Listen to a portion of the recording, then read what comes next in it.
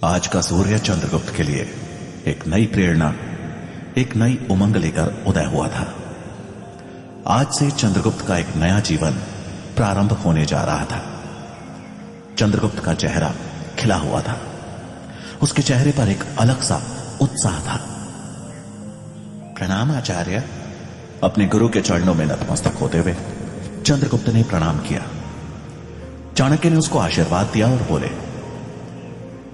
आज तुम्हारी शिक्षा का पहला दिन है चंद्रगुप्त। मैं आशा करता हूं कि तुम हर परिस्थिति, हर आपदा से जूझने के लिए तैयार हो चुके हो।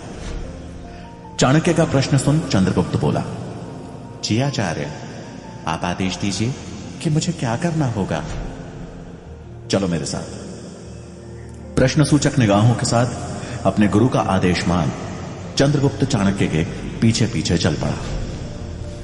कुछ देर बाद चंद्रगुप्त ने देखा कि उसके सामने ऊंची ऊंची जंगली घास मंद हवा में लहरा रही थी। वो आश्चर्य में था और इससे पहले कि कुछ पूछता, चाणक्य ने उसके हाथ में हंसिया देते हुए कहा, ये लो चंद्रगुप्त, और इस घास को काटने का काम शुरू कर दो। पर आचार्य, अचंभे में पड़ा हुआ चंद्रगुप्त अपनी बात पूरी कर ही रहा था कि तभी चाणक्य ने उसकी बात को काटते हुए कहा, प्रश्न पूछने में अपना समय व्यर्थ कर रहे हो तुम चंद्रगुप्त। असमंजस में घिरे चंद्रगुप्त ने हंसिया ली और घास काटने लगा। आचार्य चाणक्य अपने हाथों को अपने पीछे बांधे चंद्रगुप्त को देखने लगे। एक दो घास के गुच्छों को उखाड़ फेंकने के बाद चंद्रगुप्त ने आचार्य की तरफ देखा। उसका चेहरा देखते ही चाणक्य उसके मन में उठ रहे सवालों को पहले ही भांप गए और बोले, मन को एकाग्र कर काम करने से सफलता शीघ्र मिलती है। ऐसा कहे चाणक्य फौरन वहां से निकल गए। चंद्रगुप्त एकाग्रता से घास की कटाई करने लगा। सूरज सर के ऊपर आ चुका था। पसीने से लथपथ चंद्रगुप्त थक कर बैठ गया। भूख और प्यास से उसकी हालत खराब होने लगी थी। तभी उसे दूर से आती हुई एक लड़की दिखी, जिसके हाथ में कपड़े की एक पोटली थी। साधारण सी पोशाक पहने लगभग 15-16 साल की वो लड़की रूप की धनी थी। उसकी चाल में चंचलता और मुख पर भोलापन था। उसे देख चंद्रगुप्त को लगा कि वो कोई राहगीर होगी, लेकिन अब उस लड़की के कदम चंद्रगुप्त की तरफ ही पड़ने लगे। कुछ ही देर में वो लड़की चंद्रगुप्त के सामने थी। उसने हाथ में पकड़ी पोटली को चंद्रगुप्त के सामने रखा और बोली, ये लो खाना। आचार्य सूरजमल ने बोला था कि दोपहर का खाना तुम तक पहुंचा दूं। चंद्रगुप्त ने उसकी तरफ उत्सुकतावश देखते हुए पूछा, नाम क्या है तुम्हारा? मैंने तुम्हें आश्रम में तो कभी नहीं देखा। लड़की ने बड़े सहज अंदाज में कहा, सुकन्या। मेरा नाम सुकन्या है। मैंने भी तुम्हें आश्रम में कभी नहीं देखा। उसकी बात सुन चंद्रगुप्त बोला, मुझे आया भी कुछ ही दिन हुए हैं और मैं यहां रहकर तक्षशिला में प्रवेश के लिए तैयारी कर रहा हूं। सुकन्या ने कुछ सोचते हुए पूछा, तैयारी? तुम्हें देखकर तो ऐसा लग रहा है जैसे तुम्हें कोई सजा मिली है। चंद्रगुप्त ने थोड़ा शर्मिंदगी से घास और फिर हाथ में पकड़ी हंसिया की तरफ देखते हुए कहा, नहीं नहीं, ये मेरे अभ्यास का ही हिस्सा है। चंद्रगुप्त की हिचकिचाहट देख सुकन्या असमंजस की स्थिति में थी कि भला घास काटना कौन सा अभ्यास होता है। लेकिन इससे पहले कि वो कुछ और पूछती, चंद्रगुप्त ने बात पलटते हुए सवाल किया, तुम्हारा गांव कहां है? सुकन्या ने बिना कुछ कहे बस एक तरफ इशारा कर दिया। चंद्रगुप्त ने नजर दौड़ाई तो दूर पहाड़ों की गोद में कुछ घर दिखाई दिए। इससे पहले कि चंद्रगुप्त कुछ और पूछता, वो लड़की बोली, अच्छा मैं चलती हूं, मुझे देर हो रही है। ऐसा कह वो चली गई। चंद्रगुप्त वहीं बैठे उसे जाते हुए देख रहा था, लेकिन भूख से पेट में कूद रहे चूहों ने चंद्रगुप्त का ध्यान खाने की तरफ खींचा। उसने तुरंत ही वो कपड़े की पोटली खोली और खाना खाने लगा। रोटियों के साथ आई खीर का स्वाद चख के तो जैसे चंद्रगुप्त की सारी थकान ही गायब हो गई। वो भोजन खत्म कर फिर से एक नई ऊर्जा के साथ अपने काम में लग गया। लेकिन काम करते करते एक सवाल उसके मन को बार बार व्याकुल किए जा रहा था, क्यों? आखिर इस घास कटाई के जरिए आचार्य क्या सिखाना चाह रहे हैं। पर उत्तर तो चाणक्य ही दे सकते थे, लेकिन वो वहां थे नहीं।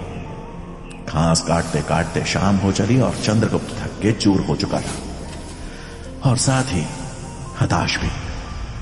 उसे अब यह सोच के गुस्सा आने लगा था कि तक्षशिला में प्रवेश के लिए यह घास काटना कैसे मददगार बनेगा।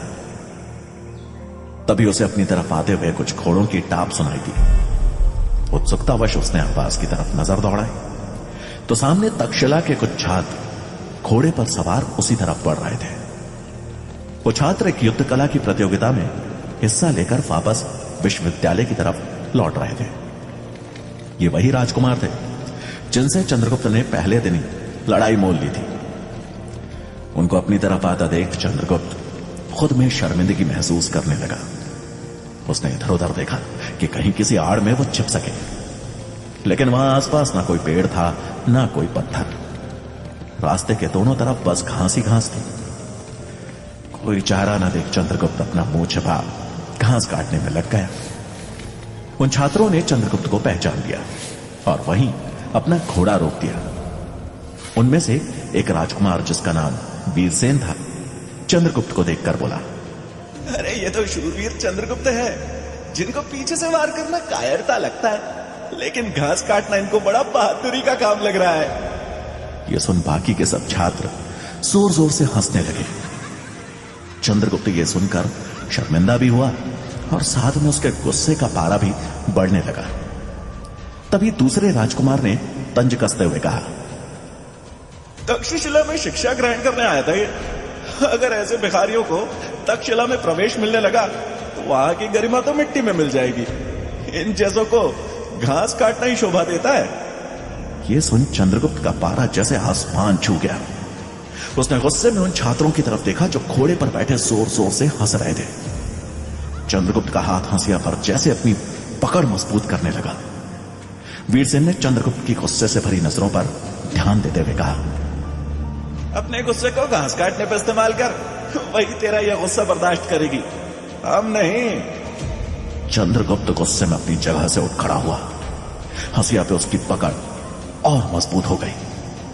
चंद्रगुप्त हाथ में हथियार और आंखों में उबलता क्रोध लिए उनकी तरफ बढ़ा ही था कि तभी उसके कदम अचानक रुक गए, जैसे कि उसे कुछ याद आ गया। वो एक बार फिर अपने गुरु की आज्ञा का उल्लंघन नहीं करना चाहता था। वो तुरंत मुड़ा और चुपचाप घास काटने में लग गया। ये देख वो राजकुमार छात्र भी हैरान रह गए। लगता है शूरवीर की वीरता सिर्फ घास काटने में ही है, वीरसेन ने मजाक उड़ाते हुए कहा। चंद्रगुप्त की तरफ से कोई प्रत्युत्तर न पाकर वो छात्र हंसते हुए वहां से निकल गए। चंद्रगुप्त जैसे मन मसोस के रह गया, लेकिन उसे पता था कि अगर उसने एक बार और आचार्य चाणक्य को अपने व्यवहार से गुस्सा दिलाया तो उसका परिणाम अच्छा नहीं होगा। समय हल्का सा आगे बढ़ा। चंद्रगुप्त अब इस कटाई के काम से ऊब चुका था। उसके थके हुए शरीर से ज्यादा उसके मन में चल रहे सवालों ने उसके हाथों को रोक दिया। वो चिढ़ते हुए एक जगह बैठ गया। उसने एक बार उस हंसिया की ओर देखा, फिर अपनी आंखों में घृणा के भाव लाते हुए उसे पटक दिया। उदास मन के साथ घृणा भरी आवाज में वो अपने आप से बोला, कहां तो आज सुबह मैं अस्त्र शस्त्र सीखने के लिए लालायित था, और कहां यह आचार्य ने घास कटाई के काम में लगा दिया। ऊपर से यह हंसिया, इसे पकड़ पकड़ कर हाथ दुखाए। सबसे ज्यादा तकलीफ तो इसी ने दी है। गुस्से में चंद्रगुप्त ने उस हंसिया को लात मारकर अपने से दूर फेंक दिया, मानो आज के बाद वो उसकी शक्ल भी नहीं देखना चाहता हो। चंद्रगुप्त आधे से ज्यादा काम खत्म कर चुका था। सांझ होते ही पशु पक्षी अपने अपने घोंसलों में लौटने लगे थे। मौसम में ठंडक आने लगी थी। चंद्रगुप्त आंखें मूंद कुछ पल के लिए आराम करने लगा और उसे पता ही नहीं चला कि कब उसकी आंख लग गई। अपने कार्य को अधूरा छोड़ने वाले लोग कभी सफलता नहीं पा सकते। चंद्रगुप्त आचार्य के शब्द किसी तीर की तरह चंद्रगुप्त के हृदय में घुसे। चंद्रगुप्त नींद में ही हाथ जोड़ हड़बड़ाते हुए कहने लगा, क्षमा क्षमा आचार्य, क्षमा। अचानक उसकी नींद टूटी और आंखें खुलते ही वो चौंक गया। वो घास के मैदान में नहीं बल्कि एक पेड़ से लटके जाल में कैद था। चांद की छीनी छीनी रोशनी पत्तियों से छनकर जमीन पर छिटकी हुई थी। अपने आप को जाल में लिपटा देख चंद्रगुप्त ऐसे तड़पने लगा जैसे बिन पानी मछली। जाल को काटने का ख्याल आते ही चंद्रगुप्त ने तुरंत अपने कमरबंद में हाथ लगाया, लेकिन उसकी कतार उसके पास नहीं थी। न ही उसके पास वो हंसिया था जिसे उसने गुस्से में आकर फेंक दिया था। अब उसे आभास हुआ कि उसने उस हंसिया को फेंककर कितनी बड़ी गलती कर दी। वो वहां से निकलने की कोशिशों में उलझा ही था कि तभी उसे किसी के गुर्राने की आवाज आई। चंद्रगुप्त ने नीचे देखा तो एक खूंखार भेड़िया ठीक जाल के नीचे था। वो भेड़िया जमीन में कुछ ऐसे सूंघने लगा जैसे कि वहां किसी ने उसके निमंत्रण के लिए मांस रखा हो। चंद्रगुप्त की डर से सांस अटक गई। वो जाल में फंसा फड़फड़ाने लगा, जिसकी आहट सुनकर अब भेड़िए की नजर अपने ऊपर जाल में लटक रहे चंद्रगुप्त पर गई। अगले ही पल वो भेड़िया चंद्रगुप्त को अपना शिकार बनाने की कोशिश में छलांग लगाने लगा। इससे पहले कि वो जाल में फंसे चंद्रगुप्त के पैर पर अपने दांत गड़ाता, चंद्रगुप्त ने जाल के अंदर अपने पैर ऊपर खींच लिया और वो भेड़िया बस रस्सी पर ही दांत गड़ाकर रह गया। चंद्रगुप्त की डर से हालत खराब हो रही थी। उसे समझ में नहीं आ रहा था कि वो कैसे इस मुसीबत से बाहर निकले। वो असमंजस में था कि आखिर वो यहां इस जाल में कैसे आ पहुंचा। उसे समझ नहीं आ रहा था कि क्या ये आचार्य चाणक्य की कोई नई परीक्षा है या फिर वो सच में एक बड़ी मुसीबत में है। चंद्रगुप्त खुद को उस खूंखार भेड़िए से बचाने की कोशिश कर रहा था, लेकिन भेड़िया भी छलांग मार जैसे अपने शिकार को हासिल करने की पूरी कोशिश में लगा था। कुछ देर बाद चंद्रगुप्त ने अपने आप को थोड़ा शांत कर ध्यान दिया तो उसे समझ आया कि यह भेड़िया ही उसको इस जाल से मुक्त कर सकता है। अपने शिकार को पाने की कोशिश में उस भेड़िए के नुकीले दांत हर बार बस रस्सी पर ही उलझ के रह जाते। चंद्रगुप्त अब बड़ी चालाकी से जाल के निचले सिरे पर अपना पांव रखने लगा और जैसे ही वो भेड़िया उसे काटने के लिए उछलता, चंद्रगुप्त अपने पांव ऊपर कर लेता और भेड़िए के दांत बस रस्सी को ही काट के रह जाते। कुछ ही देर में चंद्रगुप्त की चालाकी काम आई और जल्दी ही जाल की रस्सी का एक सिरा कट चुका था। चंद्रगुप्त ने तुरंत ही बुनी हुई रस्सी को सुलझाते हुए जाल को खोलना शुरू कर दिया। कुछ ही पलों में चंद्रगुप्त जाल से बाहर था और टहनी से बंधी रस्सी को पकड़ के पेड़ पे चढ़ने लगा। नीचे भेड़िया अपने शिकार को खुद से दूर जाता देख बेचैन हो रहा था, जैसे उसके मुंह से किसी ने निवाला छीन लिया हो। चंद्रगुप्त बड़ी फुर्ती से पेड़ की टहनी पे जा पहुंचा और भेड़िए के जाने का इंतजार करने लगा। अगले पल भेड़िए पर एक जोर से तीर का निशाना लगा और वो अपने ऊपर आए खतरे को भांपते हुए वहां से भाग खड़ा हुआ। चंद्रगुप्त हैरान था कि आखिर इतनी रात में इस जंगल में भला धनुष लिए कौन था। उसने तीर चलाकर ना तो चंद्रगुप्त पर वार किया और ना ही उस भेड़िए पर। क्या उसका निशाना चूक गया था? यह सोचते हुए चंद्रगुप्त अब सतर्कता से नीचे उतरा और पेड़ों की ओट लेते हुए तीर चलाने वाले की दिशा की ओर बढ़ा। अचानक पत्तियों की सरसराहट ने उसे और चौकन्ना कर दिया, लेकिन तभी उसके सामने अपने सिर से पत्तियों को हटाते हुए सूरजमल आ गया, जो हाथ में धनुष पकड़े हुए था। उसे देख चंद्रगुप्त की जान में जान आई और उसने उत्सुकता से सवाल करते हुए पूछा, आप इतनी रात में यहां और मुझे उस जाल में क्यों डाला? ये कौन सी परीक्षा है? सवालों की इस झड़ी को सुन सूरजमल मुस्कुराया और बोला, मैं तुम्हारी सुरक्षा के लिए ही यहां छिपा था। मुझे खुशी है कि तुम अपनी सूझबूझ से इस जाल से निकलने में सफल हुए, लेकिन अगर वो भेड़िया तुम पर हावी होता तो उसे भेदने के लिए मेरा तीर तैयार था। और रही बात इस परीक्षा की, तो इन सवालों के जवाब तो तुम्हें आचार्य ही देंगे। दोनों जंगल के उस अंधेरे को पार करते हुए आश्रम की तरफ चल दिए, जहां चाणक्य उनकी प्रतीक्षा कर रहे थे। आचार्य के हाथ में हंसियां देखते ही चंद्रगुप्त को समझ आ गया कि आचार्य के इस वियोग के पीछे उनकी क्या मंशा थी। उसने चाणक्य के पांव छुए और ग्लानि भरे स्वर में कहा, वस्तु की सही कीमत का अंदाजा उसके अभाव में ही होता है। अगर उस समय मेरे पास वो हंसिया होती तो मैं बड़ी आसानी से उस जाल से बाहर आ सकता था और उस भेड़िए का भी सामना कर सकता था। चंद्रगुप्त को आशीर्वाद देते हुए चाणक्य बोले, बहुत अच्छे चंद्रगुप्त, ध्यान रहे, मेरे लिए मौखिक शिक्षा से कहीं बढ़कर है प्रायोगिक शिक्षा। इंसान जब अपने अनुभवों से सीखता है तो वो सीख जीवन भर उसका साथ देती है। यह सुन चंद्रगुप्त के चेहरे पर एक संतोषजनक मुस्कान थी, लेकिन खास वाली बात सोचकर उसने थोड़ा असमंजस भरे स्वर में पूछा, लेकिन आचार्य, आपने मुझे घास काटने को क्यों कहा? उसमें कौन सी सीख छिपी है? धैर्य। चाणक्य के इस शब्द ने मानो चंद्रगुप्त के मन के सभी प्रश्नों का उत्तर दे दिया। चंद्रगुप्त की प्रगति देख चाणक्य के मुख पर संतुष्टि के भाव थे। चंद्रगुप्त से मिल चाणक्य तक्षशिला की ओर चल दिए। वहां पहुंचते उनका सामना आचार्य गजानन से हुआ, जो अपने छात्रों को दबे स्वर में कुछ बता रहे थे। चाणक्य को अपनी तरफ आता देख उन्होंने तुरंत ही अपनी बात पलट दी। गजानन को घेरे वही राजकुमार छात्र थे जिनसे चंद्रगुप्त की अनबन हुई थी। चाणक्य के पास आते ही सभी छात्रों ने उन्हें प्रणाम किया और गजानन का इशारा मिलते ही वहां से चले गए। गजानन के चेहरे के भाव पढ़ते हुए चाणक्य बोले, छिपाया उनसे जाता है आचार्य जो मन की बातें न भाग पाए। ये सुन आचार्य गजानन के चेहरे के भाव बदल गए, मानो उनकी कोई बड़ी गलती पकड़ी गई हो। चाणक्य ने दूर जाते हुए छात्रों की ओर नजर दौड़ाते हुए कहा, अब इन्हें चंद्रगुप्त को तोड़ने के कौन से नए षड्यंत्र का पाठ दे रहे हैं आप?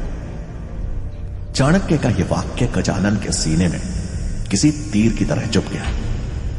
वो तुरंत दिल मिलाते हुए बोले, षड्यंत्र तो आप रच रहे हैं, एक बाहरी अयोग्य असभ्य लड़के को तक्षशिला में प्रवेश दिलाने का। लेकिन यह मत भूलना कि जब तक मैं यहां हूं इस विश्वविद्यालय की गरिमा पर आंच नहीं आने दूंगा। गजानन की बात सुन चाणक्य ने कटाक्ष करते हुए कहा, छात्रों का अपने स्वार्थ के लिए उपयोग करना, तक्षशिला की गरिमा का बड़े अच्छे से ध्यान रख रहे हैं आप। यह सुन गजानन का चेहरा गुस्से से लाल हो गया।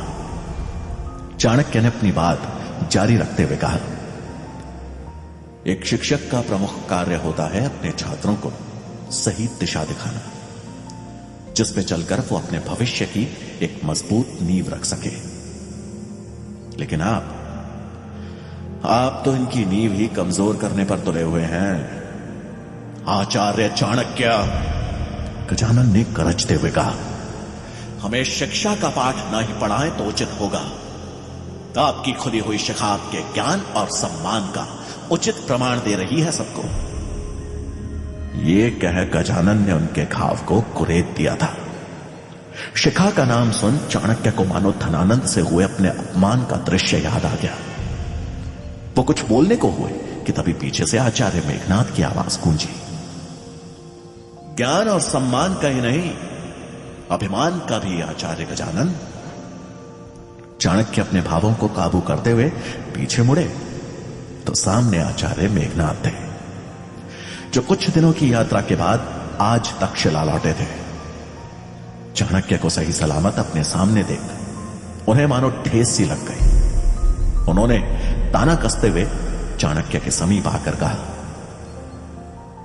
मृत्यु से ज्यादा बुरा है अभिमान का टूटना, और उस चोट की पीड़ा आपके मुख पे स्पष्ट झलक रही है आचार्य चाणक्य।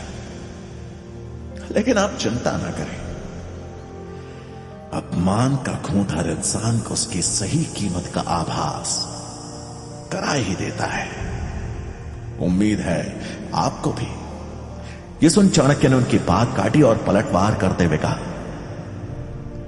अपमान का घूंट इंसान के अंदर कुछ कर दिखाने की ज्वाला भी पैदा करता है आचार्य मेघनाद, और मेरा अंतर्मन अभी उसी ज्वाला में दहक रहा है। वैसे मेरे मगध जाने से पहले आपने अंतिम भोजन का प्रस्ताव रखा था। मुझे आपकी पीड़ा समझ आ रही है। आपकी इच्छा तो पूरी नहीं हुई, लेकिन अब आप चाहें तो हम भोजन साथ में कर सकते हैं। चाणक्य का यह कटाक्ष सुन मेघनाद और गजानन की बोलती बंद हो गई।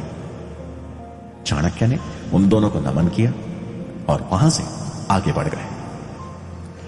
आचार्य मेघनाद के आ जाने से चाणक्य की मुश्किलें और बढ़ गई थी, क्योंकि अब सिर्फ गजानन ही नहीं बल्कि मेघनाद भी चंद्रगुप्त को परीक्षा में विफल करने के प्रयास में जुटने वाले थे, और चाणक्य को इसका आभास अच्छे से था। चाणक्य की इस दोहरी चिंता से अनजान शाम में चंद्रगुप्त आश्रम में सूरजमल से तलवारबाजी की शिक्षा ले रहा था। कभी सूरजमल चंद्रगुप्त पर हावी रहता तो कभी वो सूरजमल पर। तभी सूरजमल की नजरें आसमान में उठते धुएं की तरफ पड़ी। धुआं इतना भयानक था जिससे साफ पता चल रहा था कि कहीं बहुत भीषण आग लगी है। धुएं को देख सूरजमल ने हैरानी भरे स्वर में कहा, लगता है पास के गांव में आग लगी है। चंद्रगुप्त की नजर जब धुएं की तरफ गई तो वो बोला, अरे ये धुआं तो सुकन्या के गांव की तरफ से उठ रहा है।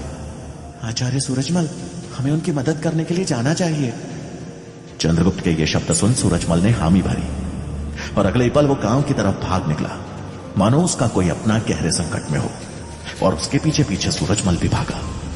कुछ ही समय में दोनों एक छोटे से गांव के सामने थे, जिसके कुछ घर धू धू कर जल रहे थे। पूरे गांव में अफरा तफरी मची थी। लोग पास के तालाब से पानी ला लाकर घरों पे डाल रहे थे, लेकिन आग थी कि जैसे बुझने का नाम ही नहीं ले रही थी। लोगों की चीखें, चिल्लाने, रोने की आवाजें पूरे गांव में गूंज रही थी। गांव और वहां के लोगों की हालत देख चंद्रगुप्त और सूरजमल दोनों एक पल के लिए सहम गए। अब वो तुरंत उनकी मदद के लिए गांव के अंदर की तरफ भागे।